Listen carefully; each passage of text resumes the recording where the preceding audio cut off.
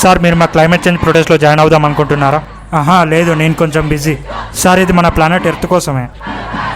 లేదు, నేను కొంచెం వెళ్ళాలి అందుకే. సార్ మీకు మన ప్లానెట్ ఎర్త్ని సేవ్ చేయాలని లేదా? నో. ఓ ఎందుకు? ఈ ప్లానెట్ నాకేం చేసిందని? Oh what? ఈ ఎండలను ఎంత నరకం అనుభవించాలో తెలుసా? అయితే ఈ ఎర్త్ అంతా ఆమ్లెట్ లాగా మాడిపోని నీకెంత ధైర్యం ఉంటే నీకెంత ధైర్యం ఉంటే నువ్వు ఎక్కిరిస్తున్నావా? ఈ ప్లానెట్ నీకోసం ఎంత సాక్రిఫైస్ చేసిందో తెలుసా? Sacrifice what? 70% of the land. So I say let him cook.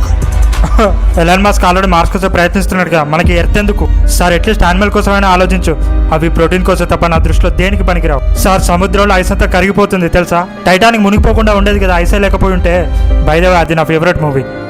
ఇకపోతే deforestation, I say it's a clean up process. నీకు మన అమెజాన్ ప్రొటెక్ట్ చేయాలనిపించట్లేదా? షిప్పింగ్ కొంచెం ఎర్లీగా ఉంటే కొంచెమైనా రెస్పెక్ట్ ఉండేది. మన వాటర్ లెవెల్ పెరుగుతూ వస్తుంది సార్. ఆఫ్రికా వాళ్ళకి వాటర్ షార్టేజ్ ఉందని మీరే కదా చెప్పారు. సార్ మనం క్లైమేట్ని ప్రొటెక్ట్ చేయాలి సార్. ప్రొటెస్ట్ చేయడానికి ఆ కార్డ్బోర్డ్స్ ఫ్రమ్ ట్రీస్. మీరు ఈ ప్రొటెస్ట్ ప్లాన్ అంతా ఇన్స్టాలో ప్లాన్ చేసి ఉంటారు. Internet, data, radiation, lithium mobiles. So మీరందరూ ఈ క్లైమేట్ చేంజ్కి కారణమని నన్ను అడిగితే